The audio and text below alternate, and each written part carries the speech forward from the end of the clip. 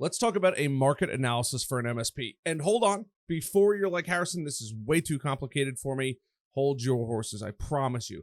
This is really just to see if you're starting an MSP or you've already had an established MSP, to see how many potential customers you could realistically do business with in your target area. That could be very close to you, or that could be several, maybe even an hour or two away from you, depending on where you are located. I'm going to be showing you tools. I'm going to be showing you tips, tricks, things to follow, and ultimately how to put this, in this case, this fake money in your pocket. Adam, thank you so much for sending this. You guys, one of the subscribers sent me this, so that's cool. My name is Harrison Barron from growth-generators.com. We help MSPs with sales training and marketing. Before I get into the video, guys, I just gotta say it. I'm sorry.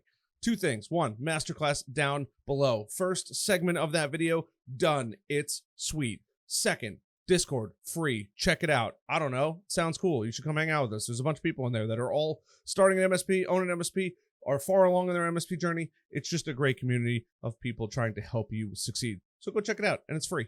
That's it. That's all I got for you. So let's talk about a market analysis. I got a ton of notes here that I want to cover.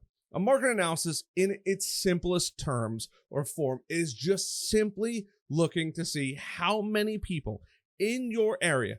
You could live in a county, or you could want to service a county. You might want to service multiple counties. You might say, hey, from where I am right now, I want to do a 30 or 40 mile radius around that, and that is my service area. Whatever it is, but it's analyzing your target market to see if there's enough customers, to see if you could do business with these people. We're going to break all of that down in this video. The first thing we have to do before we talk about where to even go find them is segment our market. It is the peak of importance. I mean, like, I cannot stress how important it actually is to do to go through a market analysis and really see and segment the market. Who is out there? Who is not out there? Now, I know some of you guys are about to be like, Harrison, I swear, if you give us this, but the buyer persona, I know it's crazy, I'm sorry, but this is literally the backbone of your business, is a buyer persona. Knowing who to actually go target will result and net you more money, better marketing, the whole enchilada the entire time. There is a link down below to download it. I know tons of you guys that have downloaded. Take a few minutes to fill it out. I put a ton of effort into this. It's the best buyer persona I've seen on the internet, and I'm only working on V2 soon. And it's coming. It's going to be even better. But this is already amazing. First name, last name. Make this up. If you have a dream client that you're like, chef's kiss, this is the one, put them on here. You don't need to tell him or her. You don't need to tell that person or that individual that, hey, you're my target customer. Haha. Like, no, just fill it out. Put it on there. This is your perfect. If I said, hey, this person is going to put buckets of money in your hands, right? We got our fake movie theater money here, but they're going to put buckets and buckets of money in your hands, right? This is what you do. You fill out your buyer persona. I can't stress it enough.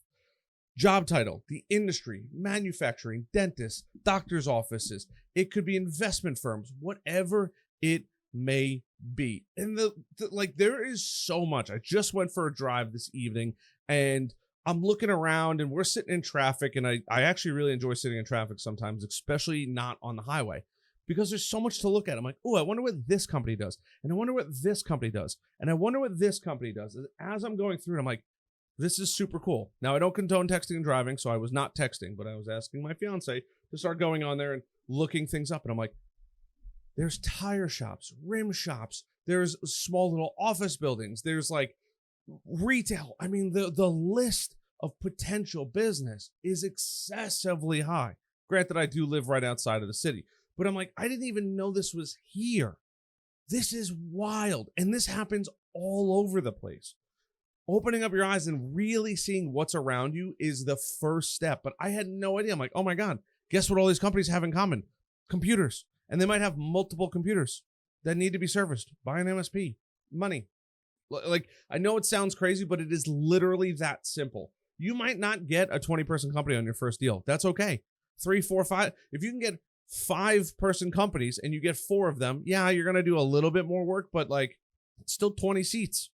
do the math. 20 seats times $100 to $300 a seat, depending on how much you charge, or even more. Now we're starting to talk about some bucks. Close 4 of them, boom, you're in business. And you got 4 people that can give you referrals. That's like the best thing in the world. Demographics, job title, industry, level of education, income range, approximately. You can guess on these things. Psychographics, behaviors and habits. And if you're just watching this and you want like the cheat guide to all of this to starting an MSP, there's also a link for the bootcamp down below. It's awesome. You should go check it out. It is the fastest growing community of people that all want to start their MSP. But behaviors, habits, and I do have an AI version of this as well to even expedite this process. So you have to know who your target market is before you even segment them, right? Because this is where you're going to be starting, undoubtedly. After you figure this out, right, and you go through this, the next thing you're going to want to do is start to go on Google. So you're going to search, I don't know, MSP for auto body shop Charlotte. And I'm just using Charlotte because this is where I live, right? Google doesn't even return this. And we have Mako, we have MP Motorworks. There's literally nothing talking about, and no IT company, top managed service providers in Charlotte. So literally just that alone means that no MSP in the area is either specializing in body shops, or I could just do automotive, right? MSP for automotive Charlotte. We'll just leave it at that. We'll be super generic, right? Top managed service provider in Charlotte, top managed service providers in Charlotte. Like there's literally nothing here. I'm doing it in real time. MSP Industries USA. I don't know what this is. Maybe it's an MSP. Maybe it's not. That'd be cool if it is. It is not. So like just that alone shows, and I happen to know that I'm in an area where there's a lot of auto shops and auto related businesses, right? So immediately, I just can analyze the competitor by searching that specific company for that. If I wanted to go one step further, I would just go MSPs in Charlotte, go through the top 30 or 40 search results, maybe even 50, and go through every single person's website. See if they have any specialties, see if they're more generic. You'll start to see different things in those businesses. Create an Excel sheet. All of your competitors, all their domains, their phone numbers, get a little crazy with it. Be a little nuts, because these are the people that you're going to ultimately potentially be going up against. And then see, did they mention anything specific? Is it healthcare? Is it automotive? Is it finance? Is it whatever it is? Going through that list line by line by line by line is going to then allow you to analyze your competitors. This is going to give you a huge heads up when it actually comes to selling your services. That is the most important thing.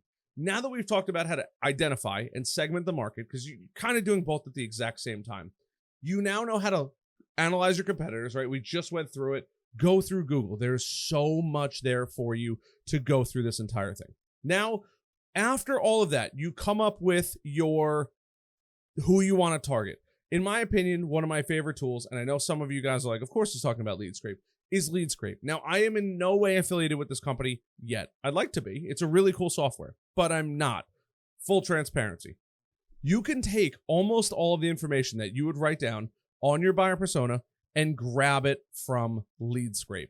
And you could type in, the list is enormous. If you wanted to type in, I don't know, let's just see auto, accessory wholesaler, air conditioning, auto auctions, auto body shops. If you want to do manufacturing, you can go to manufacturing miscellaneous, manufactured home transporter. I mean, like, if you just start typing in things, I don't know, AB. Oh, okay. We're not going to say that on YouTube, but you can read it. I don't know, LO, loan agency, loans, lobbyists, lobster restaurants, local charities. You can literally search all of these, and they are all going to give you some kind of information. Now, if you're in a small area, a little more rural, you might want to broaden it up a little bit. You can start with cities, you can start with counties, you could, if you want to go right to the state, your output file, and you can grab a bunch of information here for it. It does take a little while depending on if you select everything or not and how big of an area you actually do, but this is going to give you back a tremendous amount of information that you can then say, hey, here's my Excel sheet. I can go through all of these people. Some of them might be a little further away. Some of them might be a little closer. Sometimes it's not 100% accurate, but it's software, and it's a steal compared to some of its competitors like Seamless or Zoom Info. Those are really expensive. This is the best option, especially if you're starting out. There's other better options out there, but this is the best solution out there currently. After you target all of that, there's one last step that you really want to do, and it's called a SWOT analysis, and I'm going to pull it up here really quickly. But this is probably the last thing that you need to do for your business. Now, I would say it's not absolutely mandatory, but if we can pull this up here, and we'll just use this as, of course, Wikipedia. I need a nice full-size one. Is this going to be a nice full-size one? We do this stuff in real time. What does a SWOT analysis look like? Here we go. This is perfect. I will accept all of your cookies. What does your company actually excel at? Like, list your strengths. And a lot of bigger businesses do this, and this is what's taught in your grad schools for business and all that. Figure out all of your strengths. Figure out all of your weaknesses. Figure out all of your opportunities, right? Maybe it's something that you're really, really good at, and all of your threats. Is it competitors? Is it software or hardware going end of life? What actually is it? And write down a SWOT analysis and slap that sucker on the wall. Yes, before anyone says, Harrison, are you going to make one of these that I can download? Absolutely. Do I have it at this moment? No. But if you're watching this video after the day that it's released, there's probably a pretty good chance there's going to be a SWOT analysis down below. It is the best. And you don't just have to use it for your MSP. It's SWOT, strength, weakness, opportunity, and threats. And that's all it is. It's just so you can visualize and see what you're actually good at versus what you're not actually good at. Where there's opportunities, you might realize, hey, there's a whole industry that is massively underserved because there's no MSP that wants to touch it. There's no MSP that wants to deal with it. Maybe it's an industry that you came from and you know that it's going to make you go bald. That's perfect. I know it sounds crazy, but that's perfect. Because if you can use your strengths and fill that in, I don't know what this arm motion is, but it's an arm motion, right? You are going to just make buckets of the green stuff. In this case, movie theater money. And then last but not least, threats. Like, think about realistic threats. What could potentially stop you? Is it going to be rush hour? I know that sounds kind of crazy, but that could change your SLA. It could change how long it's going to take you to actually go respond to something happening.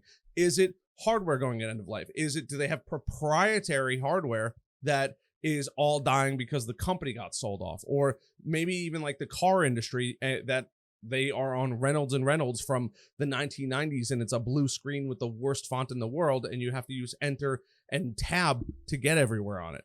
There's so much opportunities out there, but if they're going end of life, that could be a threat that you might have to deal with. Then you have to find an opportunity and serve that space. But that's really it, is doing a SWOT analysis. There's some other things in here that I've included, I was going to cover, but if you're just starting out, by doing those things, you're going to be so much further ahead than your competition. Even if you're not just starting out and you're like, Harrison, we already have a pretty successful business, but we're in the middle of nowhere. Well, this video is 100% for you. You have to do a buyer persona for maybe not one industry. You might be in a smaller area that might not have tons and tons of businesses. You might have to fill one of these out for every vertical that you want to go through. Maybe it's 3 or 4 different verticals that you want to focus on because there isn't enough medical facilities or investment firms or whatever it may be that you want to service to actually grow a business. That's okay. Crush one vertical and then keep going. They should fall like dominoes. You should be able to take over one completely where you're like, we own the market in this one. That one falls, hits the next one. That one falls, hits the next one. You don't want to skip around. It's going to make you go crazy because there's just too much to learn. Dominate and own one, and then work on the next one. Fill out a buyer persona for every industry that you want to target. Limit it to 3 to 5, I would say, max. And as time goes on, you'll get better and better. And then you build the team, your rock star team. You can broaden it up a little bit, but especially when you're just starting out, you need to be laser focused, or I'll look at you. You need to be laser focused on your target and who your potential customer could be.